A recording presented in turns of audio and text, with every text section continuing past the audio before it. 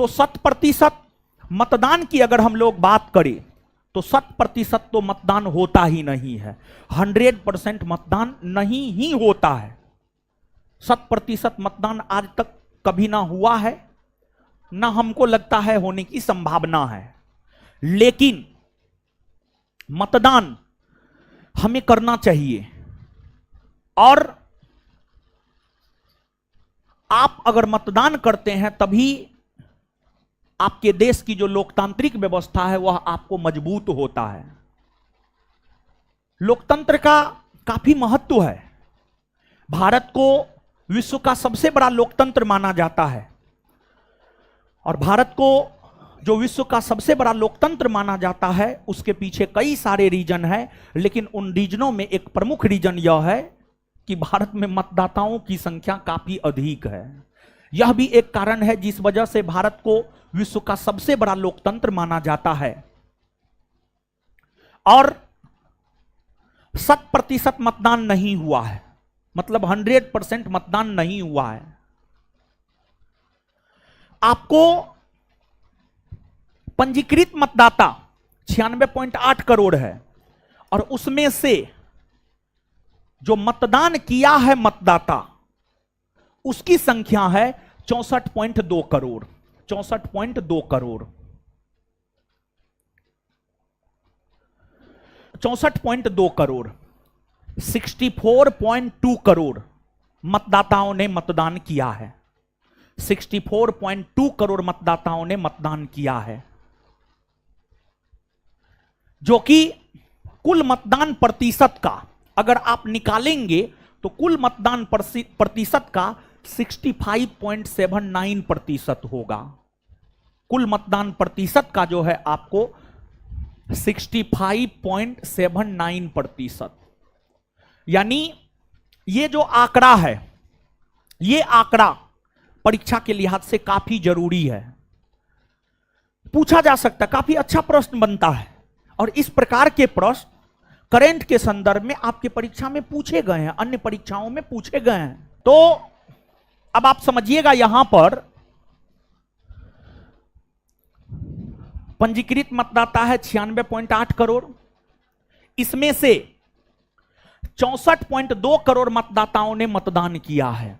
64.2 करोड़ मतदाताओं ने मतदान किया है, यानी अगर आप इसका कितना परसेंट बराबर 64.2 निकलता है, अगर आप निकालिएगा तो वही मतदान प्रतिशत हो जाएगा, वही आपको मतदान प्रतिशत हो जाएगा। तो 2024 के लोकसभा चुनाव में अगर मतदान प्रतिशत देखा जाए तो 2024 के लोकसभा चुनाव में मतदान प्रतिशत रहा है 65.79%। 65.79%। अब 64.2 करोड़ मतदाताओं ने जो मतदान किया है, इसमें से अगर आप महिला मतदाता की बात करेंगे, इसमें से अगर आप महिला मतदाता की बात करेंगे तो महिला मतदाता 31.2 करोड़ 31.2 करोड़ महिला मतदाताओं ने मतदान की है। और पुरुष मतदाताओं की अगर बात करेंगे तो बाद बाकी जो बचा हुआ है 33.0 करोड़ या 33 करोड़ 33 करोड़ पुरुष मतदाताओं ने मतदान किया है, और 31.2 करोड़ महिला मतदाताओं ने मतदान की है। आज तक के भारतीय इतिहास में, और भारतीय इतिहास में ही नहीं बल्कि पूरे विश्व के इतिहास में, पूरे विश्व के इतिहास में सबसे ज्यादा महिला मतदाता 2024 के भारत के लोकसभा चुनाव में मतदान करने का काम की है। 2024 के लोकसभा चुनाव में मतदान करने का काम की है, यानी इतना अधिक महिला मतदाता जो है आपको मतदान करने का काम की है। विश्व के किसी भी देश में इतना अधिक महिला मतदाताओं ने मतदान नहीं की है। और आप देखिए, महिलाएं अब मतदान करने में भी पीछे नहीं रही है। आप देखिए, पुरुष मतदाता 33 करोड़ और महिला मतदाता 31.2 करोड़, तो मतदान करने में भी पीछे रही है? नहीं रही है। अब महिलाएं किसी भी चीज में पीछे नहीं रहती है, समझ गए? तो ठीक है, बेहतर है, बहुत बढ़िया है। ये स्वस्थ लोकतंत्र की पहचान है, स्वस्थ लोकतंत्र की पहचान है ये। और ये सब जो आंकड़ा है, ये सभी आंकड़ा आपको याद रखना है। अब अगर आप पूरे भारत के सभी राज्यों में अगर आप देखेंगे, भारत के सभी राज्यों में अगर आप देखेंगे, सबसे ज्यादा मतदान किस राज्य में हुआ और सबसे कम मतदान किस राज्य में हुआ, तो सबसे अधिक मतदान प्रतिशत असम में रहा है, असम में। और सबसे कम मतदान अपना बिहार में, बिहार में सबसे कम मतदान प्रतिशत रहा है अपना बिहार में, और सबसे अधिक मतदान प्रतिशत रहा है असम में। अगर आप असम की बात करेंगे तो असम में जो मतदान प्रतिशत रहा है 81.5%, असम में मतदान प्रतिशत रहा है 81.5%। और अपना बिहार में मतदान प्रतिशत की अगर आप बात करेंगे तो 56.19%, 56.19% बिहार में मतदान प्रतिशत रहा है, ये समझ गए? अब देखिएगा यहां पर, देखिए पूरा जो हमारा देश है, हमारा देश जिसका क्षेत्रफल 32,87,263 वर्ग किलोमीटर है,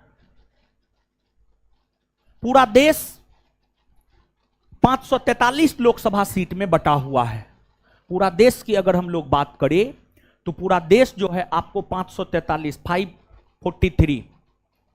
543 लोकसभा सीट में बटा हुआ है। उसमें सबसे ज्यादा मतों के अंतर से चुनाव बीजेपी के इंदौर के उम्मीदवार, बीजेपी के इंदौर, मध्य प्रदेश के इंदौर, मध्य प्रदेश में इंदौर पड़ता है, बीजेपी के मध्य प्रदेश के इंदौर से उम्मीदवार शंकर लालवानी ने सबसे अधिक मतों से चुनाव जीता है। 11.72 लाख, मतलब लगभग 12 लाख मतों से जो है आपको चुनाव शंकर लालवानी ने जीता है। और आपको सबसे कम मतों के अंतर से चुनाव आपको शिवसेना के उम्मीदवार रविंदर दत्ताराम वायकर ने जीता है। सबसे कम मतों के अंतर से चुनाव जो है शिवसेना के उम्मीदवार रविंदर दत्ताराम वायकर ने जीता है, मात्र 48 मतों से जीता है, मात्र 48 मतों से जो है ये आपको चुनाव जीता है। और ये मुंबई के उत्तर पश्चिमी लोकसभा क्षेत्र से, मुंबई, महाराष्ट्र में मुंबई है, मुंबई का उत्तर पश्चिमी लोकसभा क्षेत्र से जो है रविंदर दत्ताराम वायकर ने मात्र 48 मतों से जो है आपको चुनाव जीता है। और इंदौर लोकसभा क्षेत्र की अगर आप बात करेंगे, सबसे ज्यादा नोटा का प्रयोग इंदौर लोकसभा क्षेत्र में ही हुआ है। सबसे ज्यादा नोटा का प्रयोग इंदौर लोकसभा क्षेत्र में हुआ है। और 2 लाख से अधिक नोटा का प्रयोग जो है आपको इंदौर लोकसभा क्षेत्र में हुआ है, इंदौर लोकसभा क्षेत्र में हुआ है। नोटा, इसका फुल फॉर्म होता है none of the above, none of the above. देखिए जितने भी उम्मीदवार हैं, उन उम्मीदवारों में से अगर आपको कोई भी पसंद नहीं है तो आप नोटा को दबा दीजिए। उन उम्मीदवारों में से कोई भी अगर आपको पसंद नहीं है तो आप नोटा को दबा सकते हैं। तो सबसे ज्यादा 18वीं लोकसभा चुनाव में सबसे ज्यादा नोटा का प्रयोग इंदौर लोकसभा क्षेत्र में ही जो है आपको हुआ है। और नोटा की अगर आप बात करेंगे तो नोटा का प्रयोग पहली बार 2014 के 16वीं लोकसभा चुनाव में, 2014 के 16वीं लोकसभा चुनाव में पहली बार नोटा का प्रयोग हुआ था। ऐसे नोटा का प्रयोग पहली बार 2013 में तब हुआ था